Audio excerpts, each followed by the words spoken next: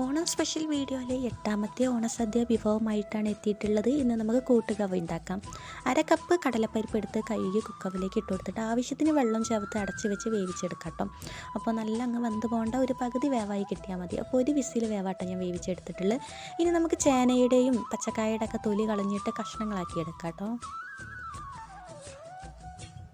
അപ്പോൾ ഇതുപോലെയൊക്കെ ഞാൻ കഷ്ണങ്ങളാക്കി എടുത്തിട്ടുണ്ട്. ഇനി നമുക്കിത് വെന്ത് വന്ന പരിപ്പിലേക്കാണ്ട് ചേർത്ത് കൊടുത്തിട്ട് 1/4 ടീസ്പൂൺ മഞ്ഞൾപ്പൊടിയും 1/2 ടീസ്പൂൺ മുളകും പൊടിയും കൂടി ചേർത്തിട്ട് ഒന്നും കൂടി അങ്ങ് വേവിച്ചെടുക്കാം. ഇനി ഇതിലേക്ക് 1/2 കഷ്ണം ശർക്കരയും ആവശ്യത്തിനുള്ള ഉപ്പും കൂടി ചേർത്തിട്ട് മിക്സ് ചെയ്തിട്ട് ഇതിൻ്റെ വെള്ളമൊക്കെ ഒന്ന് വറ്റിച്ചെടുക്കാം കേട്ടോ. അപ്പോഴേക്കും തേങ്ങയുടെ അരപ്പുണ്ടാക്കാം.